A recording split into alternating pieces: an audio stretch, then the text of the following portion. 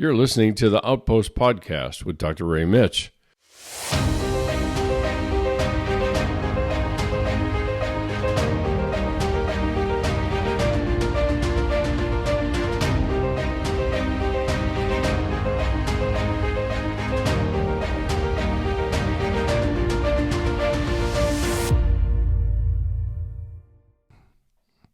Hello, everyone. Welcome to another edition of the Outpost podcast. I am Dr. Ray Mitch, your host.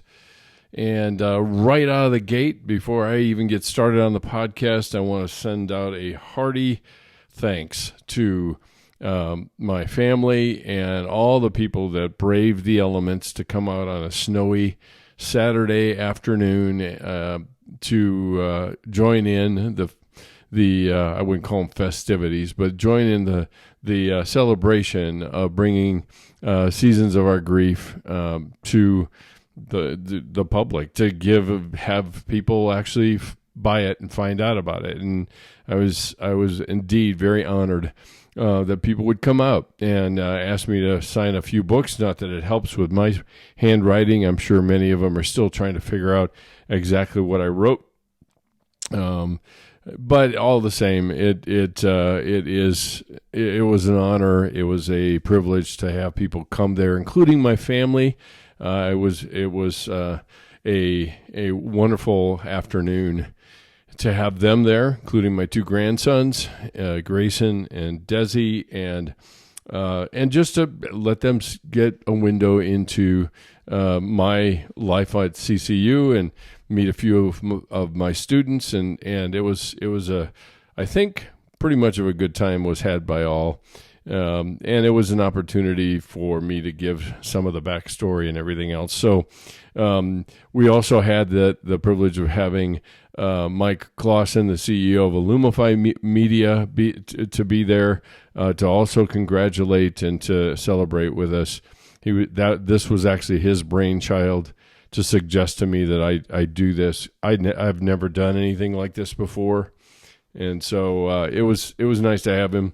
He gave the people their idea of what the inner workings of bringing a book to market is like, and including 20 different readings. And he read a quote from Winston Churchill about when you write something, it starts out as a toy or as a fun item, and then it turns into a mistress, and then it turns into a tyrant, and then you release the tyrant into the public's hands. And I definitely could relate to that. Mike has had some great experiences, has written many books, and so he is a great friend, but also a supporter and encourager for this odyssey that I've been on in writing this particular book. So if you're interested and you want to see what happened there and get a little bit of a flavor of what we did, I talked a little bit. I read a few excerpts from the book, and then I also took some time to do a short Q&A with anybody that was there, and then we took time to sign a few books and hug a few necks and be able to visit and spend some time together. So if you want to see that, and if you want to see any other information to be had about Seasons of Our Grief, there is actually now a website. It is called seasonsofourgrief.com, and you can go to it, and there you will see a video explaining the backstory to the book. You'll see a little gallery of some of the pictures of the people that were kind enough to come out, and then also you can actually see the short video of a recording of the book launch little program, or whatever you want to call it, that we did at the very beginning. So thanks again for all of you guys that came out. I appreciate you and appreciate you coming out and supporting me. It is an immense privilege and honor to do that. On that same note, it is very much of a privilege of mine to share some time with you here on the Outpost podcast. And if you're new and you're coming because you've heard about that, or you saw about the book or something else, somebody bribed you, I don't know what would be the reason for you to come to listen to it. But the Outpost, the podcast itself, is devoted to exploring the intersection of faith, psychology, and spiritual formation. And what I'm trying to do is to create this space where doubters and wounded and confused and bent and bruised and beat up and beat down people that feel like their lives are a disappointment to God can feel accepted enough to be known and know others. And, the question would be, well, how do you do that through a podcast? Well, I suppose some of the things that I talk about is to prompt thinking, for one, maybe even some consideration, and also just questions. And if you have questions, then ask them, and then we can continue the dialogue and the opportunity to talk. We are in the process, certainly as part of Stained Glass International, we're in the process of forming Outpost groups on the website. They'll first initially be online because that's probably the most easy way to get people together. My hope would be that we would eventually get in-person groups going on location of people that are interested in doing life together, maybe on certain topics like grief and loss, for example, or some of the material that I've put together around shame and grace as well. So there are opportunities there. We just need to know who out there is interested, and for you to hit the website and join the community. And we will be sending out newsletters periodically. I'm not going to say monthly, but that's probably a little too ambitious for the things we have going on. But periodically, to let you know what's coming up on the podcast and the retreats that we're sponsoring, and some other devotional reading that you might be interested in as well. Hopefully to be an encouragement to you. So you got to join the community to get access to that. So that's that. Okay. And I appreciate and am honored that you took some time out of your busy schedule to listen in. I am sitting here on a Sunday night, and I offer I'm not going to say hearty, but a congratulations to the Kansas City Chiefs for repeating as Super Bowl champs. I have had the opportunity over the years of my life of watching NFL football, reaching all the way back to longtime Hall of Famers, to watch this march of amazing athletes like Patrick Mahomes and Travis Kelce and Christian McCaffrey and Brock Purdy and all the people that were part of that game. And it was a wonderful game, a fun game to watch. It was a thriller. And oftentimes you don't get that in a Super Bowl. So it was great. Congratulations to the Chiefs. I hope you lose next year. So now, where was I? I'm sort of kidding. So why do a series at the beginning of the year on grief and loss? And my firm belief is that much like Elizabeth Kubler-Ross commented on, and she said that because we live our lives as if they will never end, we end up putting off the things that we really need to do, and it also contributes to the purposelessness in our lives because we think there's no end to them. And so there's an importance to this subject because I believe it gives depth to life. Actually, it's not as sad. It is sad. Certainly a loss is, and experiencing grief is sad. But at the same time, it adds depth and richness to the importance of our relationships in life. And so that's why I started it, not to mention it coincided with the launch of my book as well. And those two kind of go together ultimately. So that's why we're starting it. Once this series is over, we will start up a spiritual formation series, and that will go for a while, and that will probably start next week. And I will start in on talking a little bit about the journey of the spiritual journey and what it looks like, with the benefit of some authors that I have been able to learn from. So Um, so where are we? We finished. We talked when we started the series. We talked about kind of the misconceptions we have around grief, and then we looked at winter as the first season of our grief. Now, the reason that I come up with seasons is because seasons tend to capture the sense of what grieving people experience in their grief. Usually, it's not these kind of succinct, bright-edged categories or stages we go through. That once I get through that, then I go to the next one, and then I go to the next one. When I finally get to the last one, then I'll be done. And that couldn't be further from the truth. It doesn't match our experience, although we seem to spend a lot of time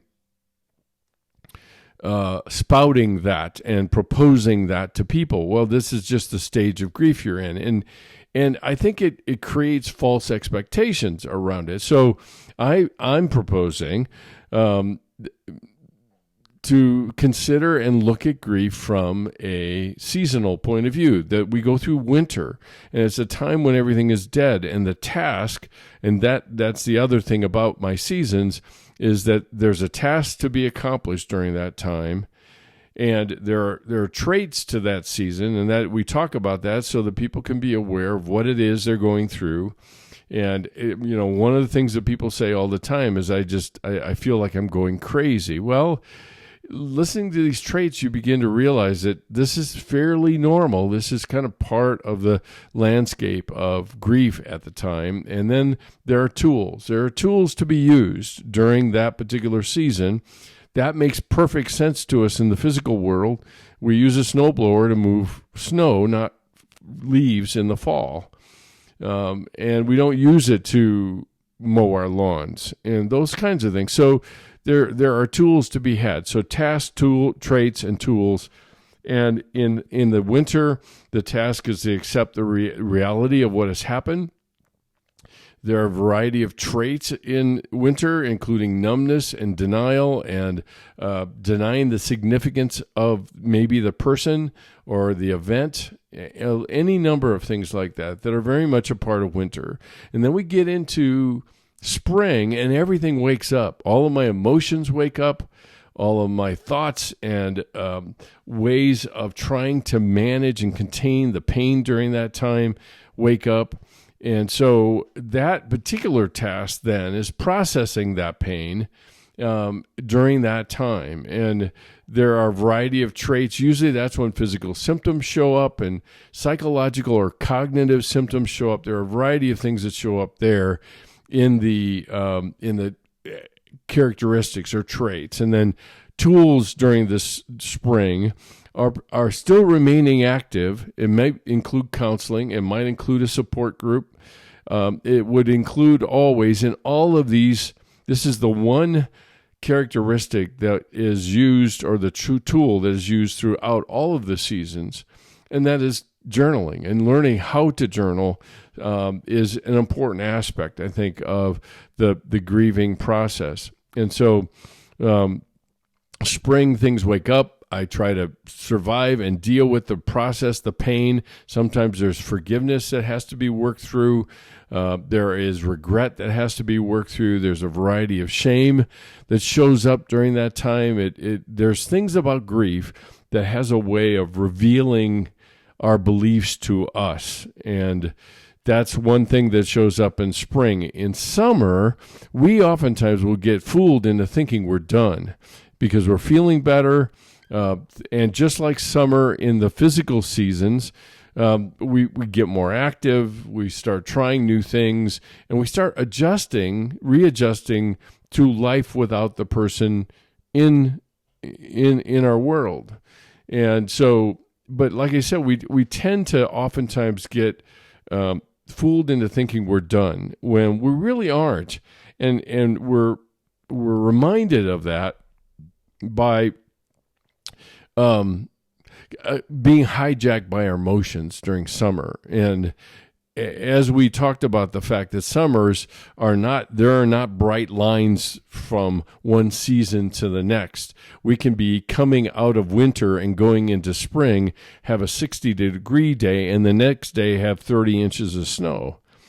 So there's this overlap of seasons, and that's true with our grief as well, and summer the same. And so summer, we get fooled into thinking we're done. We're not quite done. We need to do some work there in terms of journaling and so forth. And then we get to the last one, and it's summer is about the task is to readjust to the world without the person in it, maybe without a dream in it. I mean, remember that loss is loss, whether it's the death of a person or whether it's a death of a dream or a death of an image or other things that die. And I have the same, very similar process. It's not exactly the same, but it has a lot of the same features to it. And so when we finally get around to fall, the task here is to withdraw our emotional energy from the person that we have lost and reinvest it in other relationships. And that sounds really nice and neat and clean and all that kind of stuff, but it really isn't that easy. And I that's what I want to talk about tonight. I'm going to real quickly take a drink here because my throat is getting very dry. Okay, so how do we go about doing this? And one of the big things that I think we experience during fall, and depending on where in the country you are, when I've had people be in the fall of their grief, all right, they say that it seems like color has come back into their world. So they've readjusted their world, but yet there's still a little bit of a grayness to it. And when fall finally comes around, color seems to come back into relationships, and their energy is sustained, which starts in the summer and then continues into the fall. And things seem new and different, but more vibrant and more vital, filled with life. But we have to find a way to withdraw the emotional energy from the person we've said goodbye to and reinvest it in other relationships. And quite naturally, one of the biggest traits here is feeling like we're being disloyal to the person that has left, has died. And that disloyalty oftentimes gets in the way of future relationships, the reinvestment in other relationships. Because the reality is, and I think at some level we all know it, that if we embark, and this is exactly what gets in the way, if we embark on the process of grieving, not only do we have a loss at the front end of it because of the person's dying or things changing or whatever, or a relationship being lost or anything like that, after going through this process, there's a final goodbye. There's a final loss, if you will, that we face. And that's exactly oftentimes what undermines our willingness to go through this process, because I think at some level we know that that's waiting for us at the end, and we really don't want to do that. And that one I still remember very vividly. And so there's a certain level of disloyalty in reinvesting in a different relationship, in moving on with life, moving into life, not moving on or leaving behind. It's not that, because the reality is, for us as humans, Psalm describes us as having eternity in our hearts. We can carry the images and the memories and things like that of the person lost in our hearts and bring them with us into the next season of our lives. And so we, in spite of the feelings of being dishonoring or being disloyal, saying goodbye doesn't mean forgetting. It doesn't mean that I act like they've never been around or anything like that. They will always have space in our heart, and that will always be the place for them. And we carry it with us. We always, often, not always, but we will often draw on that to do a comparison to the person in real life. And that's dangerous as well, because it's still trying to keep the other person still present in our lives, rather than saying a goodbye and moving into the next season, as I said. So in a lot of cases, people get very frightened by the prospect of investing their emotions somewhere else. And one of the biggest issues to that is trusting again. And trusting that if I invest in this, I won't get hurt.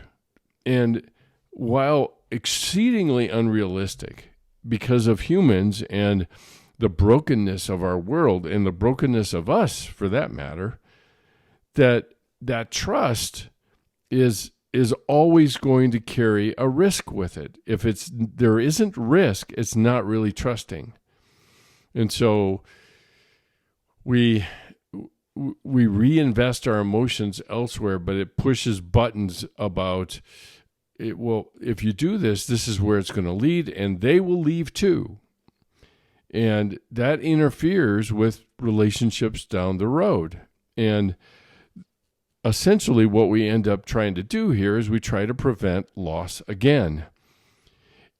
And the best outcome of grief is us growing into, and I don't say being, all right, us growing into a willingness to live with the fragility that life has for us. Now, we do everything in our power to make it look less fragile and to keep it under our control so that we suffer less losses. But what happens then is loss becomes a tyrant. It becomes a hostage taker of our emotions and our opportunities to choose. Because I'm doing everything I can to make sure it doesn't happen. And by doing so, I end up inadvertently doing everything I can to not engaging in life. Because life has risk. And I know that may seem like something Captain Obvious might say. But at the same time, trust and risk always go together.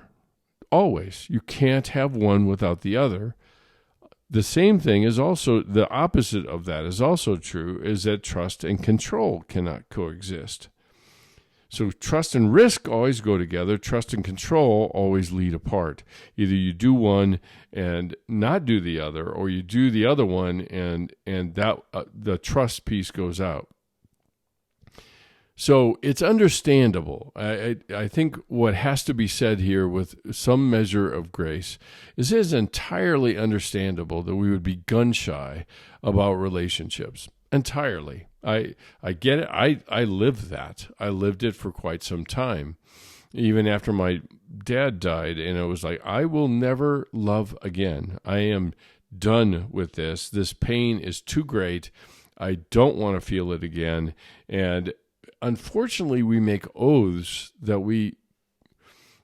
can very much interfere with our relationships into the future in a lot of ways.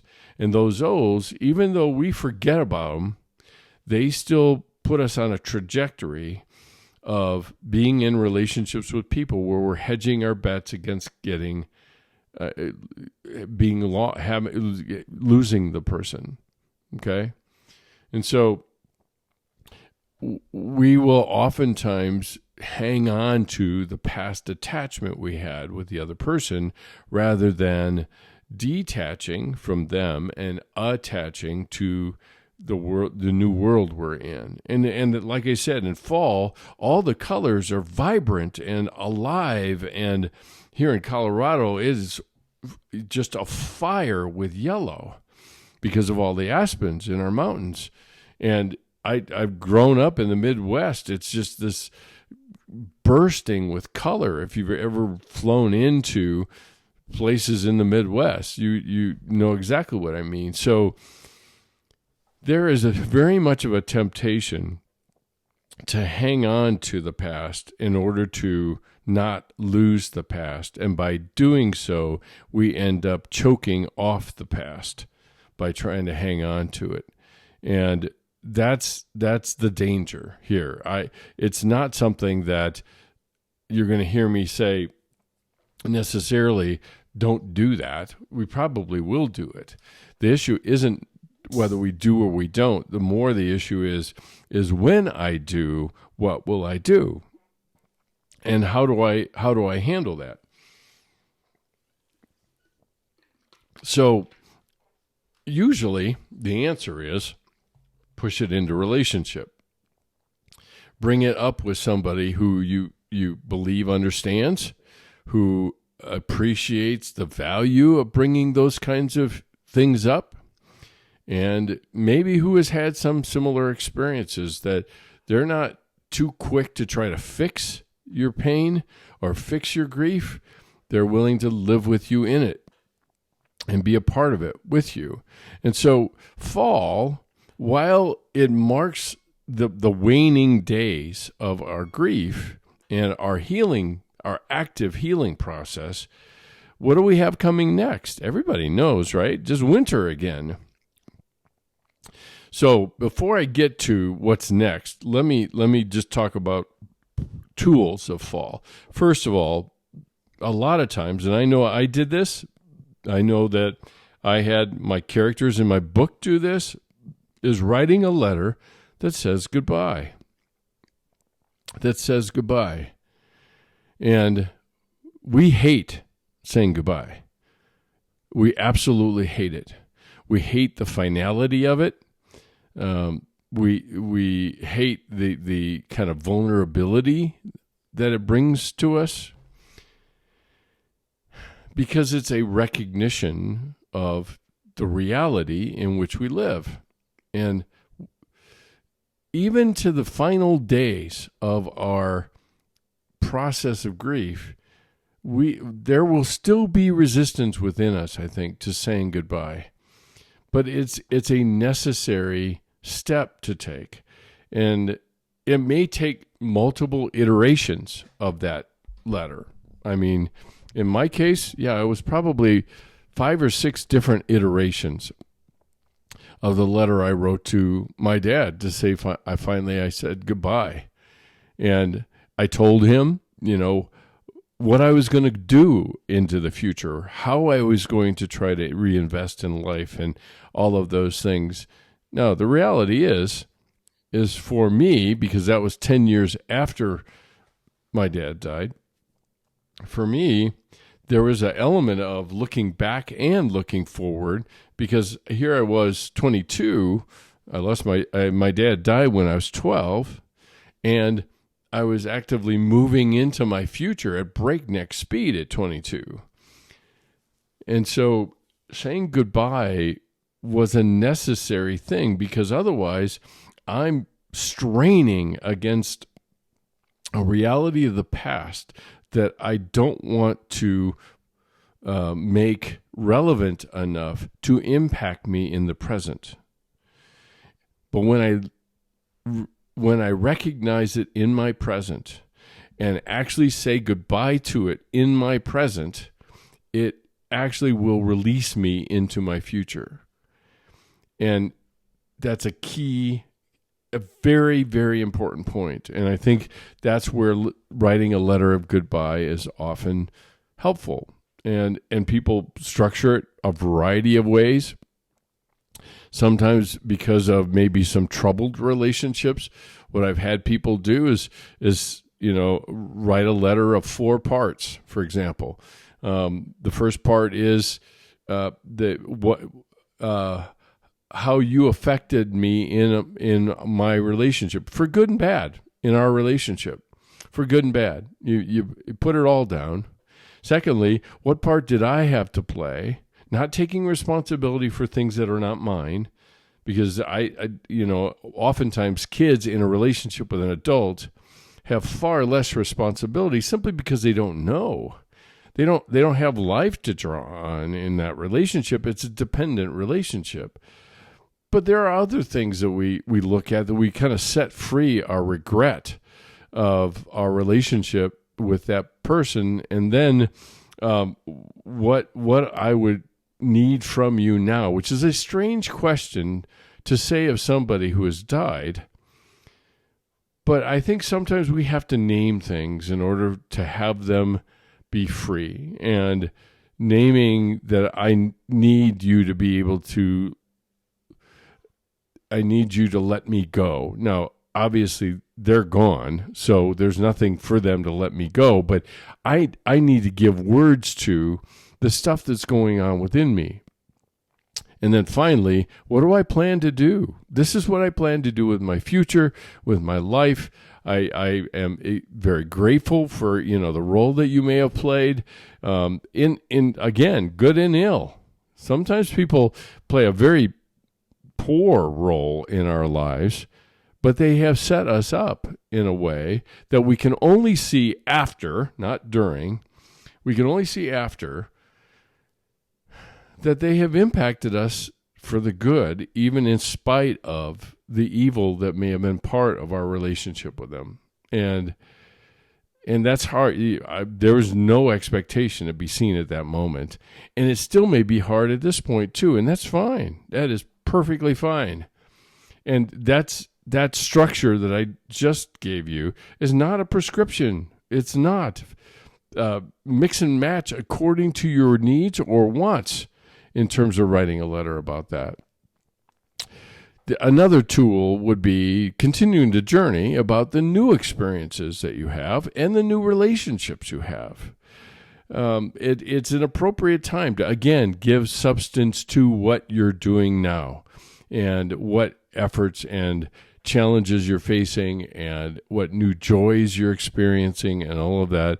That's very much a part of what a journal is for, is to recognize and identify the things that have been a part of our lives. This is also a really good time, and I'm not saying this just because I've been a counselor for eons and eons, but counseling is a pretty good time for counseling. Just to get a checkup about where you are in the grieving process and how you're doing, and learning to develop maybe a healthy spiritual perspective about your loss and where you are and what the journey ahead looks like, and things like that I think are very much a part of the toolkit, if you will, for our fall.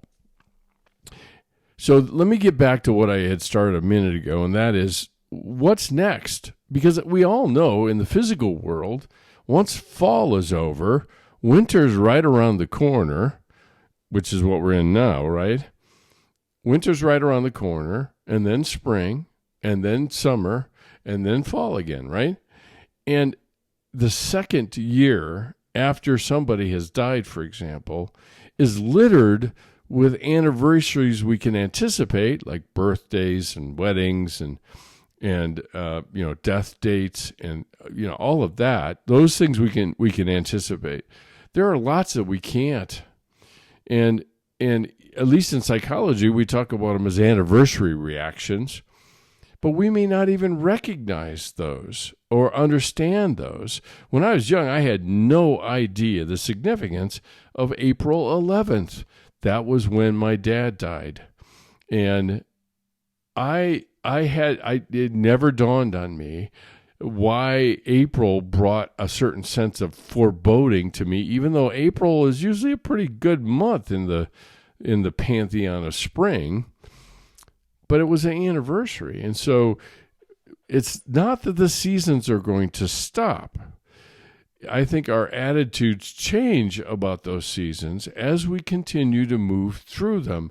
We're not in active healing mode because we've done a lot of that work in the first year or two.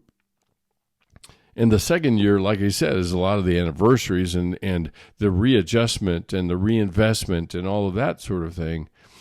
But the active healing is over. But now I have to figure out, now what? Right? Now, how do I move on in life and my relationships and the things that I experience now? And will I still get twinges of disloyalty and dishonoring? Yeah, I will. I will. The question is, what do I do with them? Either I welcome them, which sounds crazy, right? And say, yeah, this is still a tender part of my heart, and it's going to react when it's touched, and touched by a person or a relationship or any new activity like getting married. And I've married people that had a parent who died, and they feel this wistful kind of melancholy because they're not there to be part of those festivities with them and that celebration with them. It's understandable. It is entirely understandable. So I think what comes next is learning a new level of grace with our own humanity, which is always connected to our grief. It is always connected to our grief. The journey of grief is the journey into our humanity.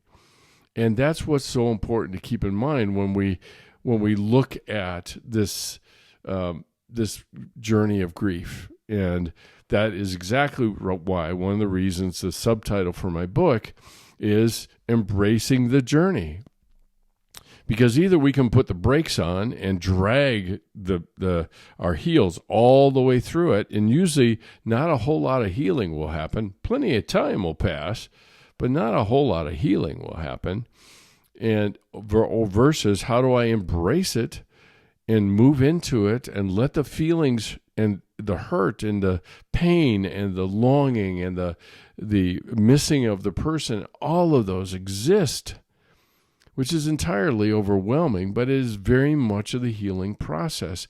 And over time, and dependent to some degree on our willingness to lean into those things, they become less and less dominant and less influential. They are no less important, but they're a lot less influential. And that's the key. That's the thing that points to the healing that we are experiencing. So we have the seasons, right? The winter and spring and summer and fall, and we just finished off with fall, bursting with color. The task is to reinvest and to withdraw our emotional energy from the person that we've lost. And that's the task. And that takes time. Every season takes time. It is not, well, I'm in spring now. Let's let the feelings roll here and get overwhelmed by them. No, that's not what this is about. It's continuing to walk through life. And as we experience life, we experience things about our journey that we couldn't possibly foresee, and we may have to learn a new skill, and we can do that. We may need companions for the journey. That's what counselors are for, and trusted friends and support groups and things like that. And we need to build up our toolkit of things that we need to use during each of these seasons, and that's true for fall as well. And it's not the end. It's far from the end, because we continue, right? Winter comes next, and we continue on into the passage of time and relationships and everything else. So what that does, and these last 4 episodes I've attempted to do, is to give you kind of a bird's eye view, literally a 30,000-foot view of what the seasons of our grief looks like. And in my book, you get to meet 2 very special people, young people, not old people, young people who have had unique losses in their lives, and you get to walk with them. And how often do we get that opportunity? Usually we don't, unless it obviously within our own families and our own losses, but we don't really get that opportunity to hear their interior thinking or their reactions to particular people in their lives, or the platitudes that are tossed at them, or the spiritual crises they go through, or things like that. We don't ever get that opportunity at all. So that this book hopefully will accomplish that end. And if you're interested and you want to purchase a copy of the book, you can go to the website at sgi-net.org. That is our digital home. And so let me just transition here. That's all for tonight. We've finished fall. We're going to start a new series next week. But if you want to buy a copy of the book, I would encourage you to do that. There are a couple different links on the website. You can either go Amazon or Barnes & Noble, whichever you prefer, or you can buy it through our digital store, and it will be drop shipped to you by my publisher, Ingram Spark. So you can do that as well. And actually, I think if you go through my publisher, you'll actually pay less than you will on Amazon. You may not get it as fast, but it's $15 there. So that link will be up for your use as well on the website at sgi-net.org. That's the home for all of the SGI community. If you have questions, you can DM me on Instagram, or you can leave a comment on the website. Please join the community there so that we can build up our community of friends and people that are committed to living life together this way, and are following along with the kind of materials that I'm talking about. That hopefully are catalysts for your thoughts and your considerations about life and things like that. So you can subscribe by joining the community. You'll be told when things change. Another big item on the website that we have is our digital devotionals. It's called Setting New Boundaries. You'll get a devotional every week that helps you to learn about healthy relationships and boundaries and everything else like that. If you want to follow us, you can do that on Instagram at SGI_international. So at SGI International on Instagram, at Facebook, Ray.Mitch, and LinkedIn, Dr. Mitch. So you can find us in those three outlets. If you're just interested in the podcast, then you can probably find us on wherever you consume or listen to your podcast, whether it's Spotify or iTunes or wherever. So if you would like to, there's also, while you're there on the digital SGI digital store, you'll see merchandise to promote SGI and the Seasons of Our Grief. So you can get window stickers. There will probably be some other things that we will put up there to make it interesting. If you're only interested in the Seasons of Our Grief, you can go to seasonsofourgrief.com, and that will take you directly just to that page, and you'll have an opportunity to see the backstory. You can see the video of our book launch, and just a photo gallery of the people that were, like I said, kind enough to come out yesterday. So the next series, like I said, coming up is going to be on a spiritual journey. What that all means. I